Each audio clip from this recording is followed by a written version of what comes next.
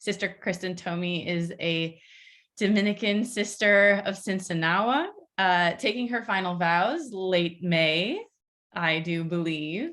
And Sister Christin has, led the work at the Sinsinawa Collaboratory Farm and has lived the work of learning from land, is currently getting her master's in theology. Yeah, that's the right, yeah, in Chicago. And has just, Christin, you have been such a steadfast companion in the inquiry into what land justice is, what the call to that can look like, what the possibilities are, and have, just been in so many instances, like picking up the phone and talking through these things together, both being visionary and realistic, and what this can look like in the context of religious communities. And I appreciate you for that, for your wisdom and generosity of spirit.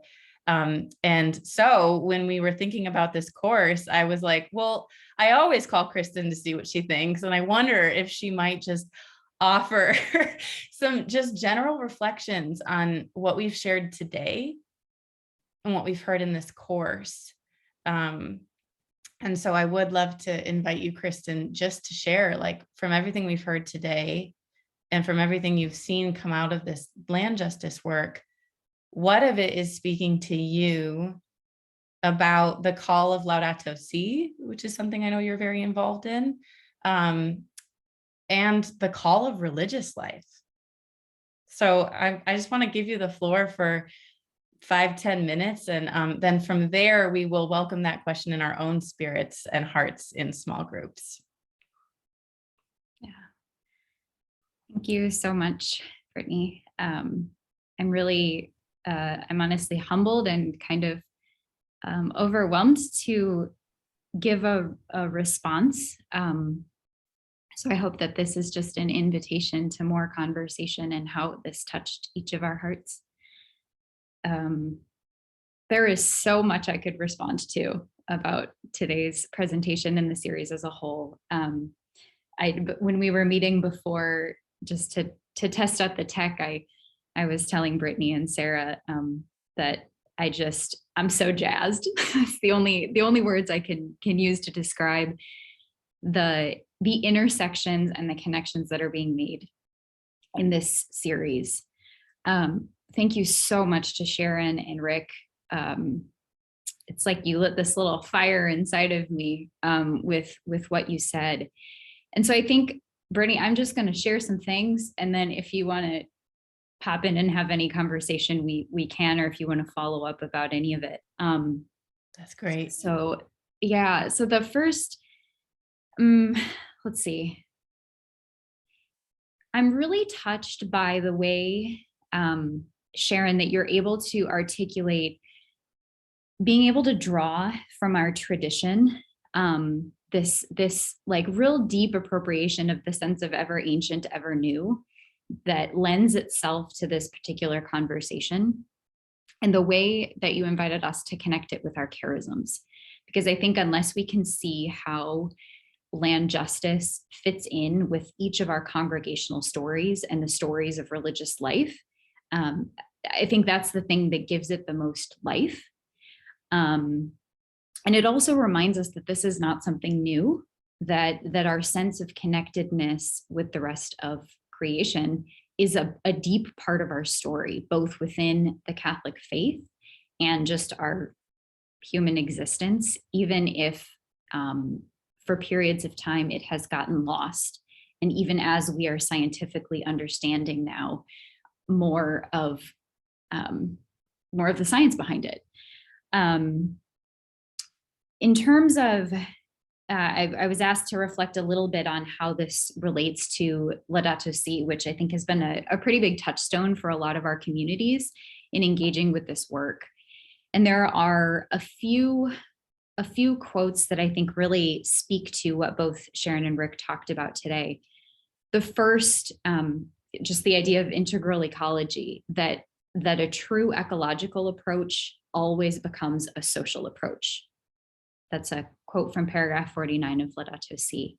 And I think one way that we're seeing this so clearly is the way that, I mean, it's undeniable that any environmental advocacy and activism today can never be separated from a question of justice. And that the whitewashing of any movement for land repair, for land healing, can never be separated from the question of who was dispossessed of this land, who was never allowed access to this land, who isn't allowed to love the land, like we heard about in the last session.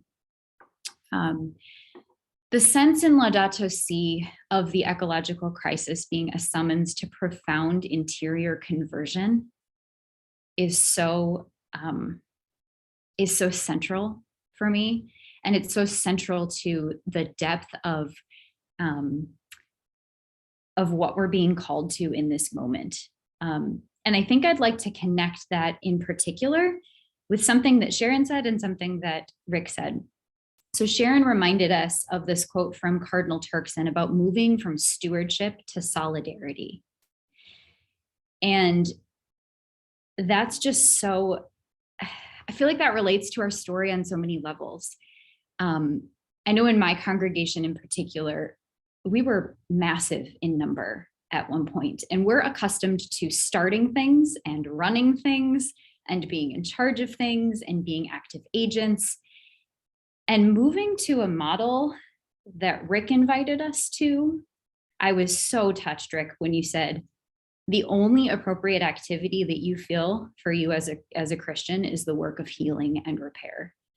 I'm getting a little teared up now because of it, because I think that is the profound interior conversion that we're being invited to recognize that our story holds this complexity of all of the amazing things that that sisters in the United States have done in building the education system and the healthcare system and the relationships that we have entered into, and being able to hold that alongside the story of land dispossession and the ways that the Catholic Church participated in settler colonialism, participated in the systematic dispossession of Native people from their land, cultural genocide, boarding schools, that like all of this is part of our story.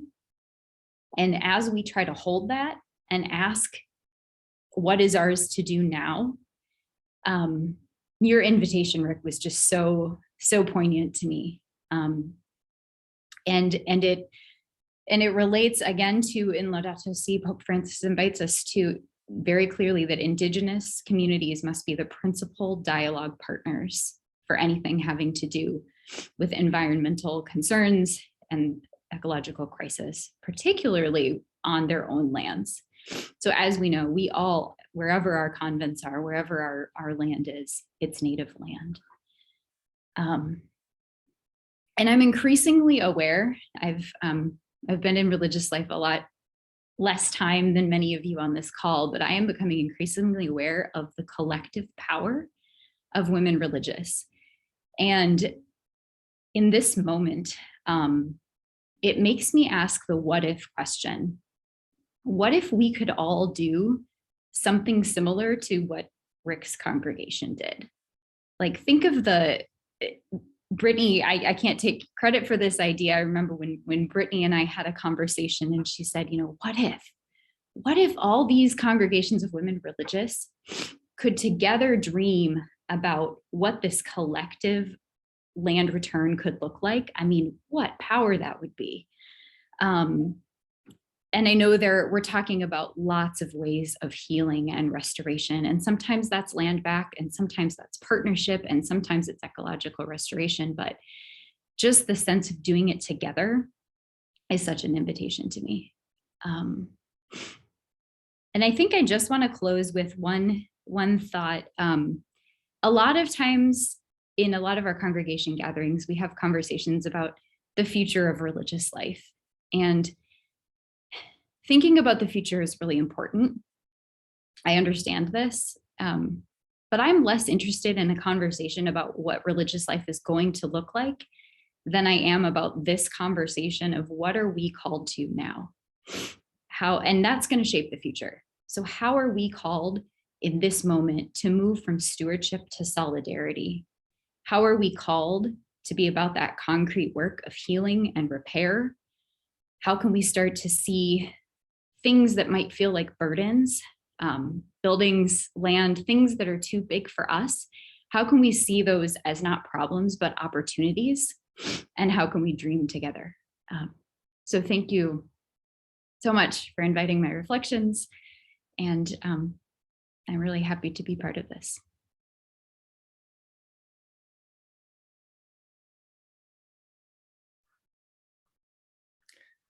Wow. I'm speechless. But I think Holy Spirit's moving through this nuns and nuns stuff. I just have to say that. Yeah. I think the chat, thank goodness, is like showing up for me. Evelyn Craig says, "You make me so proud to be a religious." A lot of amens. Women religious and relationships are strong. Moving from stewardship to solidarity. Christin, thank you for bringing so clearly and beautifully the impulse that I think is on the hearts of everyone who's showing up to this conversation, and for the piece of the vision that you hold. I'm so grateful for you. Thank you. Yeah.